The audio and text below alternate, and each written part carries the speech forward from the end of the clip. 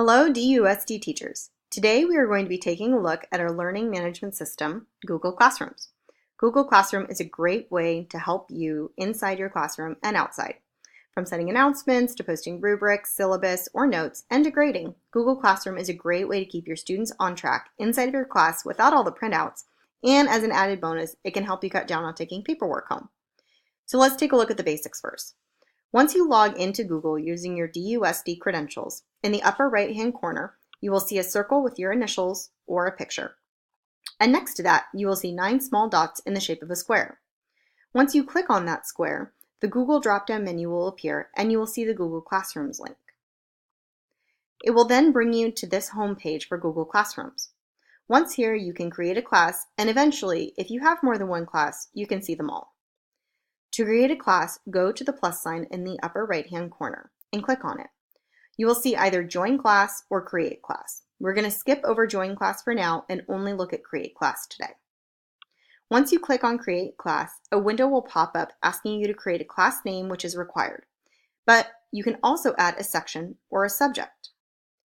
Once you click on Create, the box will pop up generating your class, and then the real fun can begin. Once you click into your class, up at the top you will see the name of the class, your picture, and name. But above that you will see 3 tabs: Stream, Students, and About. The stream should be underlined, and this indicates that you are on the main page, or the page that's going to have all your posts on it. Next to that is Students. Once you have students in your class, you can see them all on this screen. The About tab is where you can manage your materials, and that's where we're going to go ahead and start.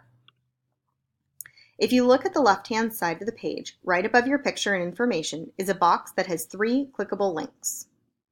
Now, because you are using your school's email address and school Google Suite, the tab at the top that says Class Drive Folder is actually an automated folder created for you for this class in your Drive. So if you click on the link, it'll bring me to my personal Google Drive and directly into this folder. On a side note, if you have already created documents for the class, but they are located in a different folder on your Drive, you can move the entire folder to the new automated one.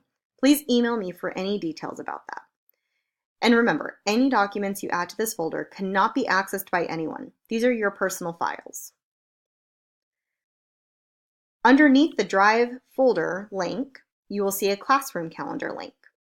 The Google Calendar link is directly underneath that. The classroom calendar link will bring you to a classroom-specific calendar, and anytime that you generate an assignment with a due date, it'll pop up on here for you and your students to see. The Google Calendar link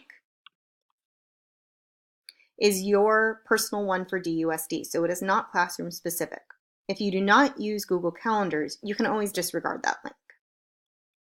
In the center of the page are 2 boxes. Both of these are for you to put information in if you feel it is important. For example, if you find your students are having a problem with formatting their papers correctly, you can always put it here because it's not topic specific, that's class specific. So I'll go ahead and create one now. I'll click on Add Class Materials.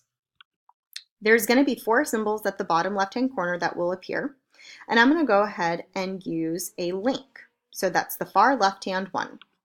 Once I click on that, I will go to the website that I would like my students to have as an online resource, and in this case, I'm going to use Purdue OWL. I will copy that link, and all I need to do is input it right there and add what this means.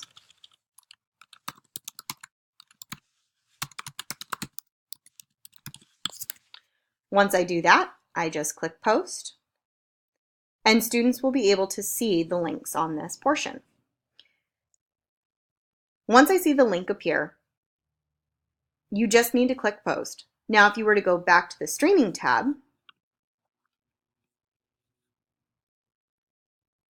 you will see that the post is not here. And that is okay, because remember, the students want to find these types of materials quickly. So I suggest putting items in the About tab that are for students that they will want to use year-round. You can also post an attachment, something from your Drive, or a YouTube video in the About section. Now let's go back to streaming. Once you get to your classroom's homepage, you will see a few navigation boxes. On the left-hand side, you will see due dates. Underneath that, you will see topics. Underneath that, you will see Stream. Your students don't see this page. Below, in the topics box, what's nice about this is that if a teacher wants to tag something, the students can find everything that is related to that tag quickly and easily. This can help create a one-stop shop for that topic for you and your students to be able to find things.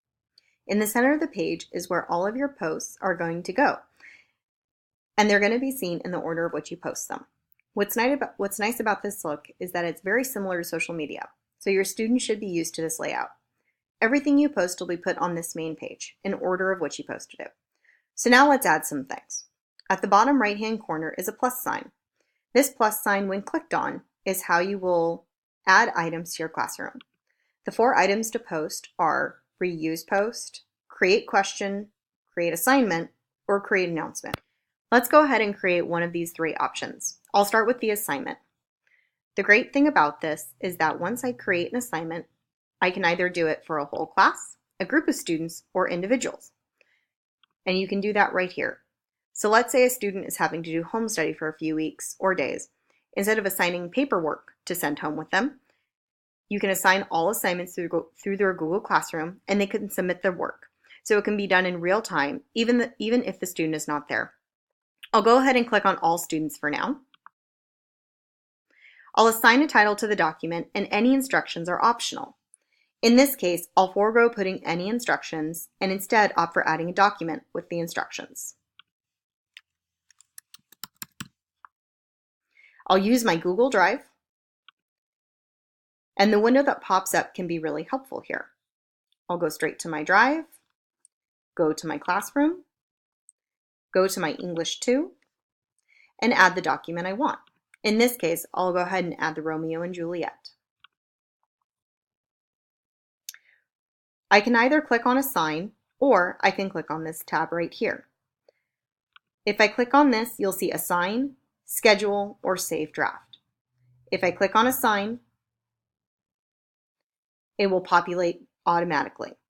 Now let's say I didn't want it to populate right now. If I go to these 3 vertical dots and click on Edit, it'll send me back to the Editing tab. Here, I can also create a due date,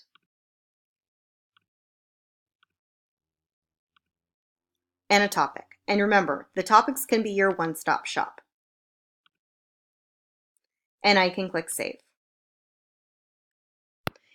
As you can see, for an assignment that pops up, there's a little bit more information that you are going to see versus a student. This is really the area I want to draw your attention to. I have 1 student in my class, and 1 student has not accomplished this assignment yet. So there's nothing in the Done section. However, for an assignment that I had given earlier, my student has done the assignment, and it shows here. Now let's go ahead and look at an announcement. I will go through the same process, and I will go ahead and choose to make this announcement for my whole class. I'm also going to make sure that I click my topic early so I don't forget it again. Instead of adding a document, I'm going to go ahead and add a YouTube video this time. So I'll go ahead and click on YouTube. I already have the scene I want pulled up. I'll copy the link and paste it right there. And the video pops up. I'll click on it, push add, and write what this is. Now the neat thing here that you can do with any single one of your posts is you can post it, schedule, or save draft. Let's go ahead and schedule this one. I want my students to be able to see it on Monday, but I want them to be able to see it early. So we're going to go ahead with 8 a.m. and I push schedule. Now anything that you schedule for the class will come up here in saved posts. Once you see it here, you can click on it and it'll bring you back to the editable version. Once you choose to schedule something though, you can't take it back. As you can see, there's lots to do in Google Classroom. And if I were to continue to try to keep going, we'd be here forever. So I'm going to go ahead and stop there for tonight. But remember, if you have any questions or comments or concerns, please feel free to email me at my school email address, which is located at the website. Thank you and have a great rest of your day.